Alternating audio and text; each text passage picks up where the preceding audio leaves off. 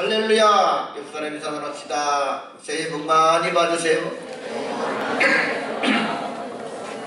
네.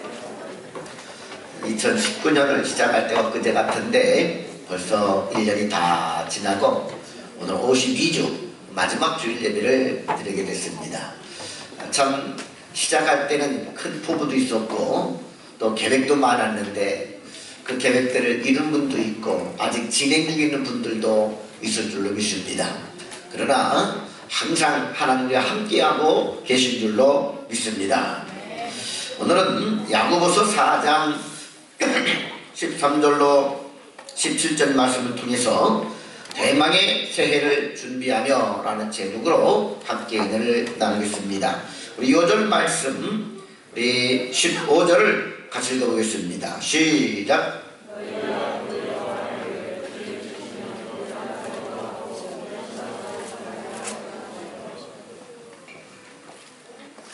1월 1일 정월 초하루가 되게 되면 사람들은 동해안을 찾아서 떠오르는 태양을 보려고 시간을 들이고 또 돈을 들이고 열정을 들여서 가족들과 함께 동해안을 찾습니다.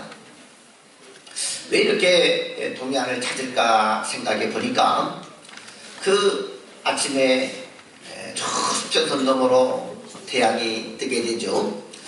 태양이 떠서 온 어둠을 밝히고 세상을 찬란하게 비추는 것처럼 내 인생도 이제 어둠이 사라지고 먹구름이 사라지고 이제는 내 인생에도 저처럼 태양이 빛나는 것처럼 내 인생에도 휘황찬란한 희망이 비춰오기를 원하고 성공적인 인생을 살기를 원한다. 그런 소망을 가지고 아마 태양을 맞으러 가는 것 같습니다.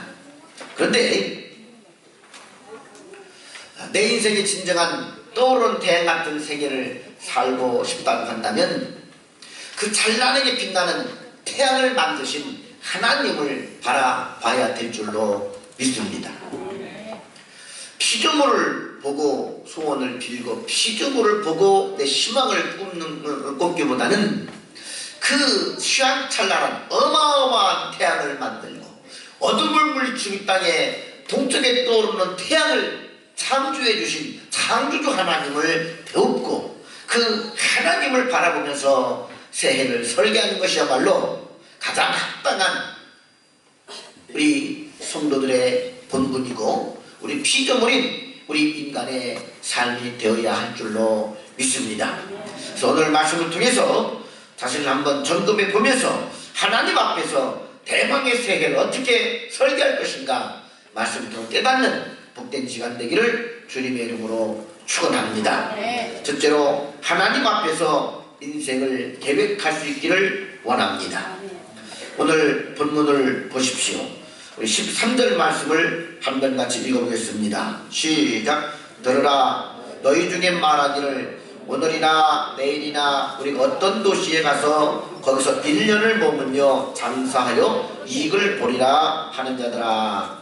한 사람이 새로운 도시에 가서 1년 동안 머물면서 열심히 사업하고 장사하고 또 일을 해서 큰 이익을 보겠다라고 하는 이 계획을 세우게 되었습니다. 일정도 짰고 장소도 찾았고 시간도 마련했고 내용과 목표도 전략과 계획이 완벽했습니다. 열정도 있고 성공에 대한 자신감도 있습니다. 새해가 되면 사람들은 이 사람처럼 이렇게 새로운 계획을 세우게 됩니다. 그런데 야고보 사도는 이런 사람들에게 찬물을 끼얹는 말씀을 하십니다. 어떻게 말씀하고 계십니까? 우리 14절 말씀을 크게 읽어보겠습니다. 시작. 내일 일을 너희가 알지 못하는도다. 너희 생명이 무엇이냐? 너희는 잠깐 보이다가 없어지는 안개니라. 아니 당찬 포부를 가지고 치밀한 계획을 가지고 다른 도시에 가서 1년 동안 사업해서 큰 성공을 거두고자 계획을 짜고 있는 이 사람에게 너희는 내일 일을 알지 못하는도다. 너희는 마치 안개와 같은 존재니라. 마치 침을 빼놓고 찬물을 끼얹는 말씀처럼 들립니다. 그런데 왜 야고보 사도는 이렇게 이 사람에게 이 말씀을 하고 있는 것입니까? 단지 힘을 빼려고 하는 말씀일까요? 이 계획을 짠 사람에게 한 가지 간구하고 있다는 사실, 한 가지 모르고 있는 사실을 일깨워주기 위함인 것입니다. 그는 사업을 해서 많은 돈을 벌려는 목표를 가지고 있었습니다. 그러나 자신의 생명이 잠깐 보이다가 사라지는 안개와 같은 연약한 존재라는 사실을 깨닫고 있지 못하다는 사실입니다. 우리는 자신의 불확실성과 한계성을 인식하고 있어야 합니다. 그러므로 이를 깨닫는 사람은 영원하신 하나님을 붙들게 되는 것입니다. 다시 말해서 여러 가지 치밀한 계획을 짰는데 그 계획 속에 누가 없느냐? 하나님이 없다는 것입니다.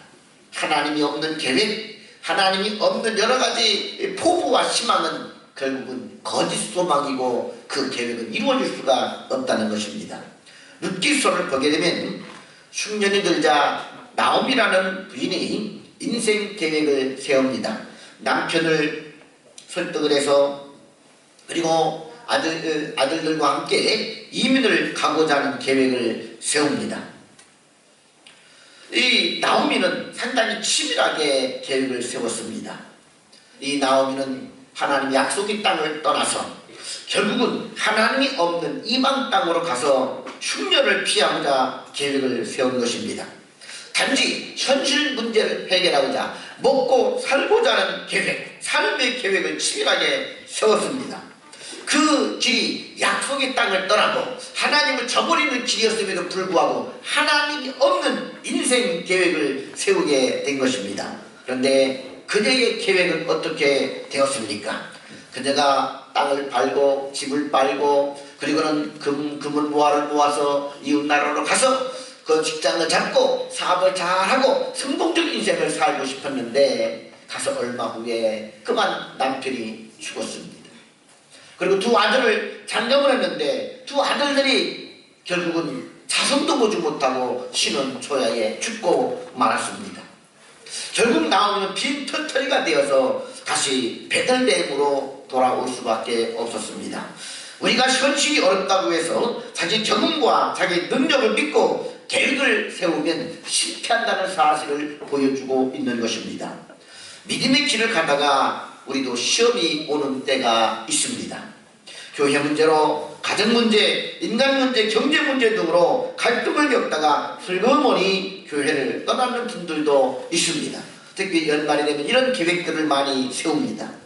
본문에 나오는 사람처럼 다른 도시로 가서 1년 동안 사업을 해서 이익을 보겠다고 그런 계획을 세웁니다. 그러나 그 계획이 하나님 앞에서 세운 것이 아니면 아무 의미가 없다는 것입니다. 설사 그 계획이 성공한다고 하더라도 더욱 하나님에게서 멀어질 따름인 것입니다. 그러므로 우리는 새로운 인생의 계획을 세울 때 반드시 하나님 앞에서 세울 수 있기를 주님의 이름으로 축원합니다. 하나님이 보실 때 내 인생은 안개처럼 사라질 존재에 불과하다는 사실을 알아야만 되는 것입니다. 그저 훅 불면 꺼지는 촛불처럼 안개가 자욱하게 끼었다가 아침에 해가 뜨고 바람이 불면 연기처럼 다 사라지는 것처럼 우리 인생은 하나님 앞에 그렇게 연약한 존재입니다. 그래서 내가 아무리 좋은 계획을 세워도 하나님이 불면 꺼지는 심지와 똑같은 거예요. 하나님이 붙잡아 주시고 하나님과 함께해야 되는 줄로 믿습니다. 잔주를 하나님 앞에서 겸손하게 인생을 설계하고 하나님의 도우심을 간절히 간구할 수 있기를 축원합니다. 그때 욕망에 집착해서 하나님을 등한히 하거나 만족하지 말아야 됩니다. 사람이 빵으로만 사는 것은 결코 아닙니다. 여호와 입에서 나오는 말씀으로 산다라고 말씀했습니다. 마귀는 항상 빵이 인생의 전부인 것처럼 미혹합니다. 사업에 성공하는 것이 인생에 성공하는 것이라고 미혹을 합니다. 하나님이 없는 인생은 안개와 같은 존재에 불과합니다. 하나님과 함께하는 인생이야말로 축복된 인생입니다. 구약성경에 보게 되면 이스라엘 백성들이 애굽에서 430년간 노예 생활할 때 하나님이 모세를 통해서 애굽에 10가지 재앙을 내리고 드디어 6월절을 맞이해서 이스라엘 백성들을 출애굽시킵니다. 출애굽한 이스라엘 백성들에게 적과꿀이 흐르는 가나안 땅에 대한 비전을 심어주십니다. 그리고 광야를 걸어가게 됩니다. 하나님은 모세를 시내산으로 불러서 40일 동안 금식하며 기도하는 모세에게 하나님 십계명 말씀을 주시고 이스라엘 백성들이 선민으로서 살아갈 계명과 율례와 말씀을 모세에게 줍니다. 시내산 밑에서 모세를 기다리는 백성들이 모세가 더디 내려옴을 보고 이들이 우왕좌왕하기 시작합니다. 두려움에 떠옵니다. 그러고는 어떻게 하느냐, 이러다가 광야에서 죽고 말 것이다. 두려움에 빠져서 다시 애국으로 돌아가려고 합니다. 하나님을 원망합니다. 그리고는 금수가지 우상을 만들어서 그것으로 하나님이라 하고 그 우상 앞에 절을 하며 그리고는 다시 애국으로 돌아가려는 생각을 품습니다. 40일 만에 내려온 모세가 십계명 두 돌판을 집어 던지고 그리고 금수가지 우상을 다 갈아서 우상 숭배한 자들에게 먹이면서 하나님의 진노를 경고합니다. 그리고 하나님께서는 모세에게 말합니다. 모세야, 내가 이들을 어찌 참으리요? 내가 약속한 대로 이스라엘 백성들은 가나안 땅으로 가도록 조치를 취하겠다. 내가 가서 가나안의 7족 속도를 멸하고 이스라엘 백성들에게 주리라 약속한 땅, 그 땅은 다 분배하여 주리라. 그러나 나는 가지 않겠다. 너희들과 약속은 지키기 위해서 너희들을 가나안 땅까지 인도하여 가나안 땅을 분배해 주겠지만 나는 가나안에 들어가지 않겠다. 하나님이 모세와 백성들에게 말씀합니다. 축복은 주겠지만 가나안 땅은 주겠지만 나는 함께 가나안 땅으로 너희들과 갈 수가 없다. 가지 않겠다. 그러자 백성들이 방성대곡하며 통행하며 회개하기 시작합니다. 하나님이 없는 가나안 땅은 적박거리 흐르는 땅이 아닙니다. 하나님이 함께하는 곳이 나무입니다. 하나님이 가시지 않겠다니요. 어찌 이런 황망한 말씀을 하시옵니까? 모세 하나님 앞에 회개하기 시작합니다. 하나님 용서해 주세요. 하나님 입에서 다시 한번 긍휼을 베풀어 주옵소서. 나의 이름을 생명책에서 지우는 한이 있더라도 이 백성은 버리지 말아주시고 이 백성과 함께 가나안 땅으로 가 주셔야 됩니다. 긍휼을 구하며 기도하는 모세를 하나님이 보시고 하나님 마음을 돌이키시고 알았다. 내가 너희와 함께하여 가나안 땅까지 가리라. 아멘. 여러분, 하나님이 없는 사업 성공, 하나님이 없는 인생의 계획, 그것은 아무런 소용이 없다는 것입니다. 비록 광야지만 하나님이 저들과 함께할 때 하나님이 저들을 매일 아침마다 만나러 먹여주셨고 굶기도록 인도하여 주셨고 저들을 눈동자같이 지켜주신 줄로 믿습니다. 아무리 적박거리는 가나안 땅이라 하더라도 하나님이 함께하지 아니하면 그것은 저들에게 저주가 될 뿐인 것입니다. 여러분들의 인생 계획에 과연 하나님이 몇 프로를 차지하고 있습니까? 몇 프로가 아니라 100% 가장 우리 마음 중심에 하나님이 함께할 수 있기를 축원합니다. 여러분들이 세우는 일련의 계획 중에 그 계획 중심에 누가 있습니까? 사업을 계획했다라든지 아니면 여러분들이 교회를 선택하고 계획했다라든지 자녀들이 모든 인생을 계획했다라든지 여러분들의 그 중심에 누가 있느냐는 것입니다. 저는 여러분들의 플랜에 여러분들의 계획과 삶의 중심에 하나님이 있기를 주님의 이름으로 축원합니다. 하나님이 나와 함께함이 있기에 나는 소중한 사람입니다. 하나님이 말씀했습니다. 인간들은 창조하고 심히 기뻐하고 기뻐하셨도다. 하나님이 있기에 나는 소중한 존재이고 하나님 앞에서만이 나는 진정한 가치 있는 존재라는 사실입니다. 왜냐? 우리 인간이 얼마나 소중한지 보여주신 것이 하나님이 독생자 예수 그리스도를 보내주신 것입니다. 나를 독생자의 피값으로 사셨고 독생자의 피값으로 나를 구원하여 주신 것입니다. 그만큼 다른 존재는 하나님이 있을 때 귀중하고 소중한 것입니다. 하나님들 우리들에게 말씀하십니다. 너는 소중한 존재다. 너는 보배롭고 가치 있는 존재다. 이사야 43장에서도 말씀하고 있습니다. 물이 너를 침묵지 못할 것이며 어둠이 너를 침범치 못할 것이니 너는 보배롭고 존귀한 자다. 내가 너를 지었음이니라. 할렐루야. 여러분, 하나님 안에 여러분의 삶을 계획하며 살아갈 수 있기를 주님의 여러분 축원합니다. 여러분들 가장 소중하게 생각하시고 귀하게 생각하신 하나님 안에서 여러분들 인생을 소중하게 생각하고 그 하나님 안에서 인생을 계획을 세우는 진정 소중하고 가치 있는 존재들이 될 수 있기를 주님의 이름으로 축원합니다. 당신은 소중한 사람, 당신은 존귀한 사람, 이 세상에 하나뿐인 당신은 너무나도 소중한 사람. 그런 당신을 사랑해요. 그런 당신을 축복해요. 사랑받기 합당한 당신을 주의 이름으로 사랑합니다. 다시 한번 부르겠습니다. 소중한 사람, 당신은 존귀한 사람, 이 세상에 하나뿐인 당신은 너무나도 소중한 사람. 그런 당신은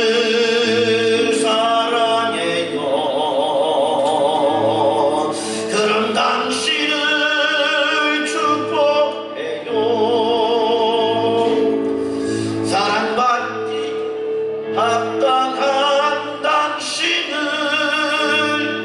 주의 이름으로 사랑합니다. 할렐루야. 아멘. 우리는 바로 예수님 짤입니다.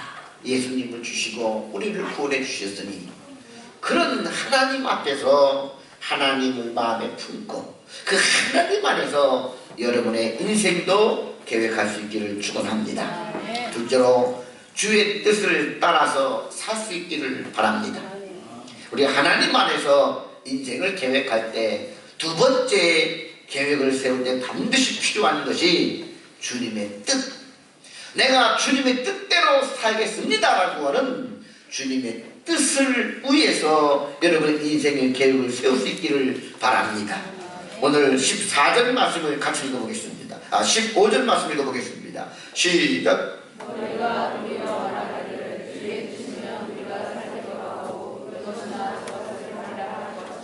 아멘. 우리 인생은 잠깐 보이다 없을 안개와 같은 존재이니 그러므로 우리가 늘 하나님 안의 인생을 계획하고 두 번째는 계획을 뭐라고 얘기하느냐, 주의 뜻이면 우리가 살기도 하고 이것이나 저것이나 하리라. 주님의 뜻이면 우리가 이런 일도 하고 저런 일도 할 것입니다. 주의 뜻대로 살기를 원합니다. 이렇게 결심을 하라는 것입니다. 중요한 것이 무엇입니까? 하나님의 뜻대로 살 것이며 하나님의 뜻을 쫓아 행하겠다는 결심에 서야 한다는 것입니다. 삶의 목적과 방향이 분명합니다. 그것이 무엇입니까? 내 인생의 목적과 목표는 하나님의 뜻대로 사는 것입니다. 하나님의 뜻대로 살겠습니다. 이것이 우리의 믿음이고 삶의 목적이 되어야 한다는 것입니다. 내 뜻대로 내 계획대로가 아니라 하나님의 뜻대로 살기를 원합니다. 주님이 가르쳐 주신 주기도문, 우리가 늘 하나님 앞에 주기도문을 암송할 때 뭡니까? 하나님의 뜻이 하늘에서 이루어진 것 같이 이 땅에서도 이루어지다. 이 말이 뭡니까? 하늘과 땅에 하나님의 뜻이 이루어지기를 원합니다. 누구를 통해서? 그것을 기도하는 나를 통해서. 하나님, 이 땅에 나를 통하여 하나님의 뜻이 이루어지기를 원합니다. 나를 통해 이루고자 하시는 하나님의 뜻이 이루어지기를 원합니다. 우리가 이 땅에 존재하는 다 하나님의 뜻 가운데 태어나고 존재했습니다. 그만큼 많은 사람 중에 지구 인구의 60억이 넘는 인구 중에서 그 전에 수없이 살았던 인간들 중에서 나 같은 존재는 하나밖에 없습니다. 나를 이 땅에 태어나게 하신 하나님의 뜻, 그리고 나를 통해서 내가 살아있을 기간 동안에 이 땅에 이루고자 하는 하나님의 뜻, 그 반드시 그 뜻이 될 것인데 하나님의 뜻이 나를 통해 이 땅에 이루어지기를 원합니다. 그러니 우리 인생 최대 목적이 무엇이 되어야 되느냐? 하나님의 뜻대로 살기를 원합니다. 근데 우리는 대부분들이 뭐라고 합니까? 내 뜻을 관철시키려고 합니다. 내가 이미 계획을 세워놓고 내 길을 정해놓고 그 길을 가겠다고, 이 길을 축복해 달라고 늘 내가 내 계획을 세워놓고 하나님 보고 나의 모습이 되고 나의 종이 돼서 내가 가는 길을 인도해달라고, 내가 가는 길을 좀 밀어달라고 하나님을 종 취급하고 모습 취급합니다. 하나님 우리의 주인이지 결코 우리의 모습이 아닙니다. 하나님이 가시면 내가 그 길을 따라가는 것입니다. 하나님이 목자고 우리는 양입니다. 양이 목자를 인도하는 법이 없습니다. 목자가 양을 인도하는 것이지요. 주의 뜻대로 내 인생을 인도하여 주옵소서. 주님의 뜻이라면 불 가운데 지날지라도 물 가운데 지날지라도 주의 뜻이라면 가겠나이다. 그 길이 십자가의 길이고 그 길이 골고다 길이라 하고 그 길이 고난의 길이라 하더라도 그 길이 순교의 길이라 하더라도 내가 주님의 뜻이라면 그 길로 가기를 원합니다. 이게 우리의 사상이고 이게 우리의 신앙의 고백이 되어야 할 줄로 믿습니다. 내 뜻, 내 생각, 내 주장, 내 고집을 내려놓기를 주의 이름으로 축원합니다. 우리 인생은 안개와 같은 존재라는 거예요. 그러니 너희들은 마땅히 뭐라고 해야만 되느냐? 주의 뜻이면 내가 살기도 하고 이것이나 저것이나 하리이다. 나를 주님의 뜻을 이루는 도구로 사용하여 달라는 기도, 이것이 우리의 삶의 계획이 되어야 할 줄로 믿습니다. 이것이 우리의 삶의 목적이 되기를 축원합니다. 제가 지난주 각 성도들에게 각종 글을 남겨도 줬는데 거기에도 내가 한 말씀처럼 여행가 한비아는 늘 낯선 곳을 여행하다가 보니 낯선 지역을 찾아가는 것이 두렵지 않게 되었다고 합니다. 대부분들이 처음 가는 곳은 두려워하게 됩니다. 그런데 이 한비아는 그래요. 낯선 곳을 찾아가는 두렵지 않게 돼요. 왜냐? 길을 모르면 물어보면 되고 길을 잃으면 잠시 헤매면 그만이라는 것입니다. 정말 두려운 것은 길을 모르는 것이나 길을 잃어버리는 것이 아니라 목적지를 잃어버리는 것. 내가 어디로 가야 될지 최종 목적지를 잃어버리는 것이 가장 두려운 것이지, 그 목적지만 분명하다고 하다면 가다가 길을 잘못 들 수 있다는 거예요. 그러면 물어보면 된다는 거예요. 아, 서울 어디로 가면 돼요? 물어보면 된다는 것입니다. 또 헤매면 잠시 또 헤매다가 다시 길을 찾으면 된다는 거예요. 뭐만 분명하면 목적만. 그런데 사람들은 목적이 없다는 거예요. 여러분, 우리 인생의 목적, 나는 하나님의 뜻대로 살기를 원합니다. 할렐루야. 인생의 목적을 정해놓고 하나님의 뜻대로 살고자 하게 되면, 그 뜻대로 살다가 보게 되면 도착지가 어디냐? 하나님이 계신 나라일 줄로 믿습니다. 할렐루야. 그런데 그 목적을 정해놓고 살다가 보게 되면 때로 헤맬 때도 있습니다. 동방 박사들이 아기 예수님이 지칭하는 별을 보고 갈 때 도중에 강도 건너야 되고 험한 산도 넘어야 하는 것처럼 존 버년의 순례자를 보게 되면 거기에 나오는 것처럼 그 순례자가, 그 성도가 목적을 향해 갈 때 수없이 유혹이 오기도 하고 또 여러 가지 어려움에 직면하기도 합니다. 우리가 하나님 뜻대로 살고자 하는 목적을 정해로 살다가도 때로 웅덩이에 빠지기도 하고 험한 산길을 지나갈 때도 있을 것입니다. 그러나 그러다 보면 좀 별이 안 보이면 좀 헤매는 거예요. 잠시 시험이 들고 넘어져도 또다시 일어서면 되는 것이 뭐를 붙들고? 지도인 하나님의 말씀을 붙들고. 할렐루야. 그리고 우리들에게 성령으로 함께 하신 하나님의 성령께서 길을 이름에 다시 가르쳐 주십니다. 이게 하나님의 뜻입니다. 할렐루야. 하나님의 뜻대로 살고자 하는 것만 분명하기만 하면 말씀을 통해서, 성령을 통해서 그 하나님 뜻을 가르쳐 주시고 그 뜻에 우리가 순종만 하면 되는 것입니다. 그러면 더디 가도 목적지에 다다를 줄로 믿습니다. 할렐루야. 그것이 가장 성공적인 인생을 살아가는 삶의 비결입니다.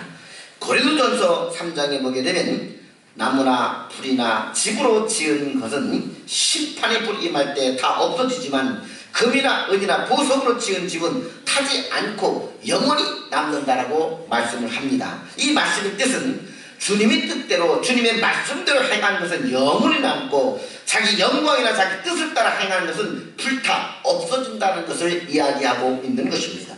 하나님의 뜻을 따라 행한 것만 영원히 남습니다. 내 뜻대로 내 고집대로 산 것에 대해서는 아무것도 남지 않는다는 거예요. 하나님의 뜻에 순종하여 산 것만 남는다는 것입니다. 사람의 마음에는 많은 계획이 있어도 오직 여호와의 뜻이 완전히 서리라라고 성경은 말합니다. 그러면 우리는 항상 주님의 뜻을 중심으로 살아갈 수 있기를 축원합니다. 사업을 해도 주의 뜻을 따라 사업을 해야 됩니다. 인생을 설계해도 주님의 뜻을 따라 계획을 세워야 됩니다. 이게 하나님의 뜻에 맞는 것입니다. 정말 이것이 내게 원하는 하나님의 뜻인가? 늘 자문해 볼 수 있기를 축원합니다. 세상적으로 성공하는 것보다 주의 뜻을 행하는 것을 우선적으로 해야 됩니다. 우리가 세상에 아무리 많은 재물을 얻고 성공을 해도 주의 뜻을 따르지 아니하면 하나님께서 보실 때 실패한 인생에 불과합니다. 세상에서는 부자여도 주님 앞에서는 가난뱅이에 불과합니다. 주의 뜻을 따라 살고 주의 뜻을 따라 이것도 하고 저것도 하는 자야말로 진정 승리의 사람입니다.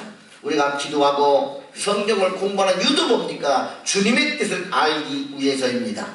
새해는 주님의 뜻을 따라 살고자 결단하고 계획을 세울 수 있기를 주의 이름으로 축원합니다.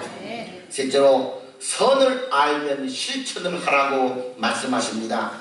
하나님과 함께 계획을 세우는 것이 첫째요. 두 번째는 그 하나님의 뜻이 나를 이루어 주시도록 그 하나님의 뜻에 맞게 계획을 세우는 것이 둘째요. 그렇게 계획을 세웠으면 셋째로는 실천을 해야 된다는 것입니다. 계획만 세워놓고 실천을 옮기지 않는 사람은 허탄한 자랑을 하는 사람에 불과합니다. 그러므로 성경은 말합니다. 이제 너희가 허탄한 자랑을 자랑하니 이러한 자랑은 다 악한 것이니라. 아무리 계획을 잘 세우고 실천하지 않으면 그건 허망한 것밖에는 안 된다는 것입니다. 17절을 다 같이 크게 읽어보겠습니다. 시작. 그러므로 사람이 선을 행할 줄 알고도 행하지 아니하면 죄니라. 우리가 세상을 살다가 보게 되면 정말 선을 행할 수 있는 기회가 그렇게 많지 않습니다. 그러나 그런 기회가 주어지면 결코 놓치지 말아야 됩니다. 거기에 선을 행할 수 있는 기회는 단 한 번밖에 없는 것입니다. 다시 말해서 하나님 앞에서 주신 은혜에 따라서 교회에 봉사하고 하나님의 나라를 위해 일하고 복음을 위해서 헌신할 수 있는 기회, 그것은 우리 인생에 자주 오는 것이 아닙니다. 성경에 보면 분명히 말하죠. 지금 내게 선을 행할 줄 알고도 지금 내게 그 선을 행할 수 있는 기회를 주는 거예요. 시간을 주는 거예요. 그런데 그 기회를 차버리고 다음 기회에 하지, 다음 기회는 절대 존재하지 않습니다. 지금 하나님이 나를 필요로 하는데, 지금 내게 그런 기회가 주어졌을 때 그 기회에 선을 행하라는 것입니다. 결코 다음 기회는 기다려지지 않습니다. 오늘 아침에 선배 목사님으로부터 제 카톡에 문자가 나왔습니다. 마치 나를 낳은 어머니가 아니지만 정말 나의 어머니처럼 늘 나를 위해 기도해주던 교회에 98세 먹은 권사님이 어제 소천에서 오늘 주일을 맞이하는 이 마음이 좀 감사도 하지만은 참 마음이 착잡하다 그런 문자였어요. 왜냐하면 이번 주만 넘기면 그래도 2019년 마지막 주일을 보내고 때만 2020년인데 그 하루를 못 참고 어제 가셨나요? 그런 말을 해요. 그럼 98세 40세면 많이 산 거 아닙니까? 그래서 오늘 주일날 또 하늘을 살아신 것을 감사해서, 그런데 99세가 되고 내후년에 100세가 돼서 이제 100세를 사시라고 여러 성도들 앞에서 상도 준비해놓고 목사님 이렇게 좀 칭찬해 주려고 다 준비했는데 그 하루를 못 참고 어제 돌아가셔가지고 참 마음이 이렇게 아프다. 근데 여기 어머니 같은 분이었는데 하면서 문자가 왔더라고요. 그러면서 하나님하고 오늘 설교를 준비하면서 하나님이 언제 내 목숨을 부르실지, 내가 아무리 인생의 계획을 세워도 하나님이 부르시면 다 놓고 가야 되는 것처럼 내가 다시 한번 내 생명 다하기까지 주와 복음을 전하며 살겠노라고 결심을 하게 된다. 그런 문자를 보내왔더라. 저도 그 문자를 보면서 같이 기도를 했습니다. 그렇습니다, 여러분. 우리가 아무리 계획을 세워도 하나님이 부르시면 다 놓고 가야 됩니다. 사랑하는 엄마도, 사랑하는 아들도, 사랑하는 아내도, 남편도, 내가 이평생 일궈놓은 사업도 하나님이 부르시면 다 놓고 가야 됩니다. 그렇지 않습니까?